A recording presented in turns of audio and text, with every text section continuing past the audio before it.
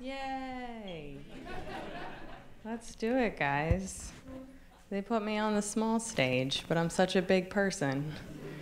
I feel bad saying this. I know everybody's having kind of a rough year, but I'm doing great.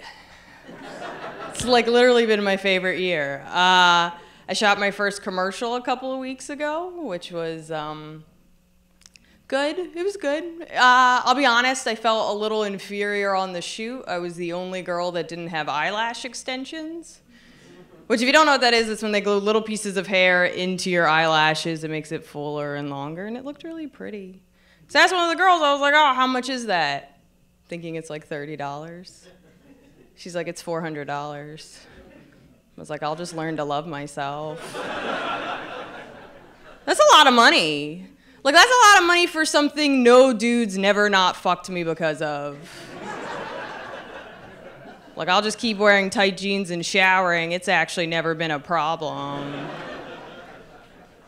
I'll say this, I believe in love. I just think some people are trying too hard to prove that they're in love. I was walking down the street a couple of weeks ago. I saw a couple walking towards me sharing an infinity scarf. And for a solid moment, I understood hate crimes. I am trying to date. It's hard. I think dating's hard for everyone, by the way, so don't like misconstrue what I'm about to say. I think it's difficult for everyone. I just think it's much harder for comedians, because like I'm really funny. Like this shit is scripted, but you should see me on the fly. It's magic. And sometimes when I'm on a date, I want to tell a dude that. Like, hey, if we're having a bad conversation, it's you, buddy. It ain't me. I get paid for this shit. To me, dating feels like playing tennis with a child. I'm tired of chasing balls and telling you you're great. I want a back and forth. I play with Serena Williams. You better step your game up. I was on a date recently, and afterwards the dude was like, I would love to see you again. I had a really great time. And I was like, of course you did. I was amazing. I was funny. I asked him interesting questions about his life. I got to the heart of him as a person. But I did that. He interviewed me about comedy for an hour. It wasn't a date, it was a podcast. And I want a fan, I want a boyfriend, unsubscribe. I might be the problem in the long run. I actually don't know how to say this. I gave the last guy I slept with Ringworm. You guys want to hear that story? It's recent. It's interesting. It's currently unresolved. So let's rewind a little bit. I'm in bed with this guy. I got a rash on my stomach. And I was like, hey, man, what do you think that is? And he's like, I don't know. And I was like, I think it's cancer. And then we laughed and we laughed. Because that's the best part about making out with Jews. They have a dark sense of humor, and I know he thought it was cancer. So then, like, a week goes by. I'm getting ready for this tour. I always drop my cat off with my mom because she's a vet, and I know she's not going to let it die. So we're sitting at the kitchen table, and my mom starts putting all this ointment on her arm, and I'm like, oh, what's wrong with your arm? And she's like, oh, I fucking have ringworm all over my arm, and I can't get rid of it. And I stood up, I lifted up my shirt, and I was like, is this ringworm?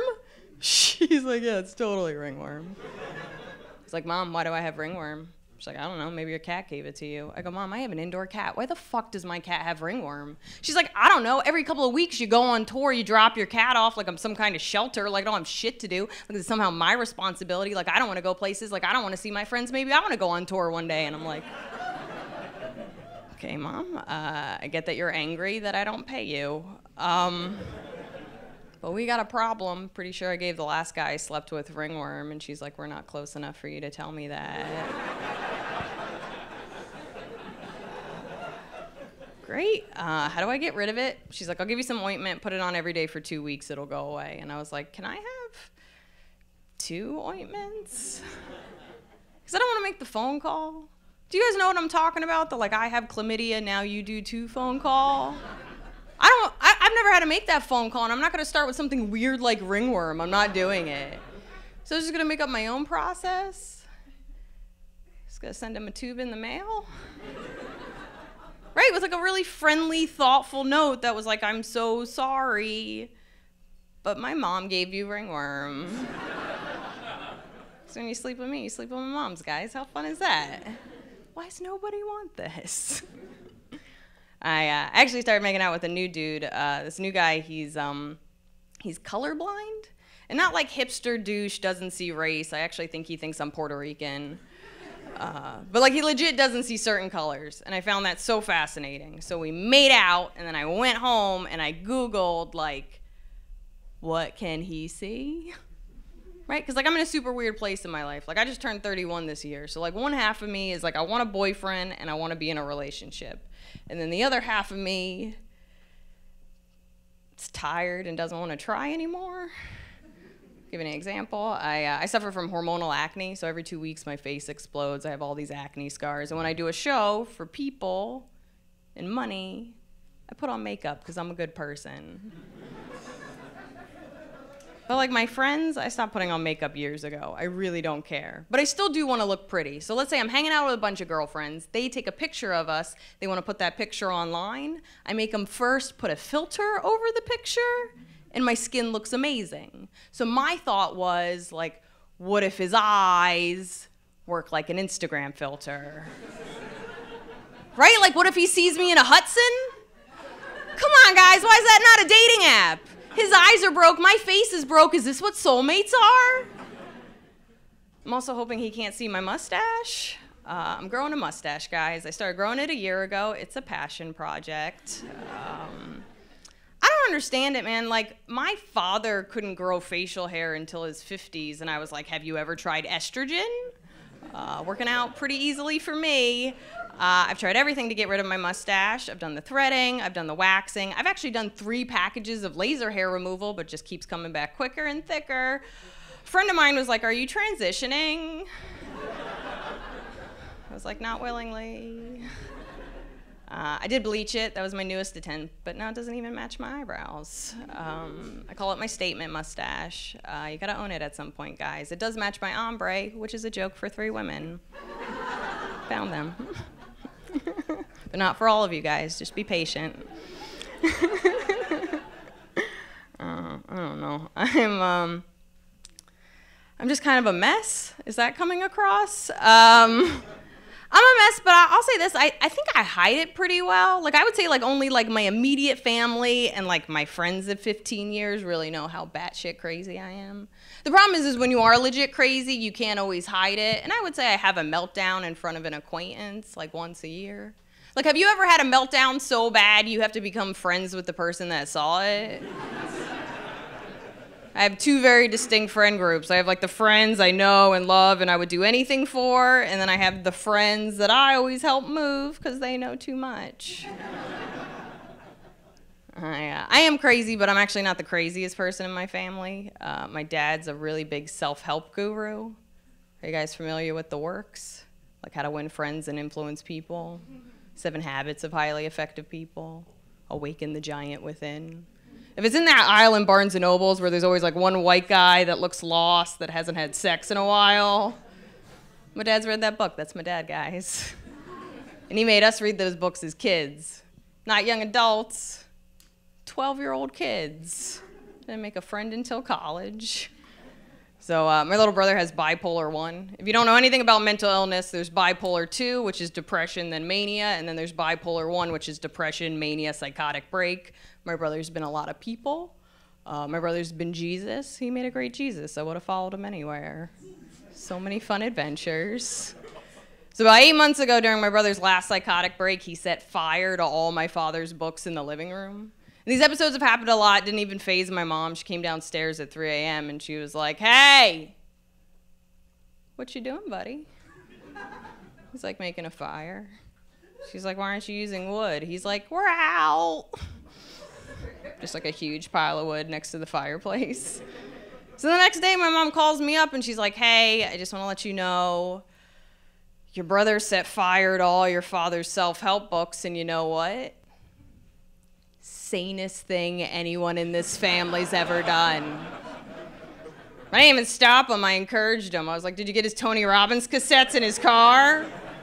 You know, the ones that ruined every family vacation? My dad wasn't even that upset. He's like, it's fine. I got second copies in my room. Give him his Christmas gifts. I changed lives. I like my mom. My mom's a character. My mom's in her 60s now, and I don't say that to say that she's old because she does CrossFit, and I'm scared of her. But my mom's a veterinarian. She's been a vet for 30 years. She's been a cat specialist the whole time, and she's killed a lot of cats, and she's not scared of death. I know this because my mom's weirdly been planning her death my entire life. One of the things I've known about my mom as long as I can remember is when she dies, she wants to be cremated. And I know this because she updates us every 2 to 3 months in a really weird way. She'll like walk into a room, she'll be like, update! Still want to be cremated. And then like goes and makes a sandwich. It's really weird. Weirdest part about it is it's never actually been updated until last year, because at Christmas dinner, out of nowhere, she stood up and she was like, update! Still want to be cremated. But I was on the interwebs, and you can now put my ashes in a plant, so I want to be a plant now.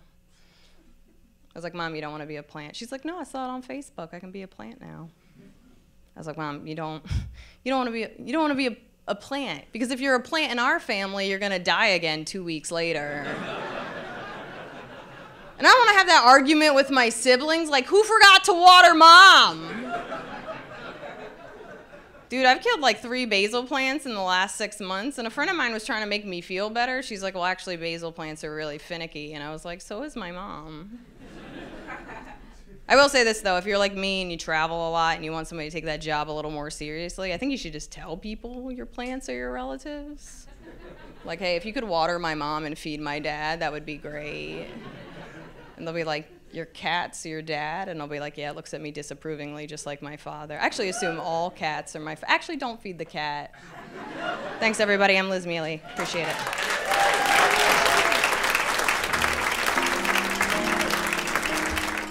Liz Miele, ladies and gentlemen.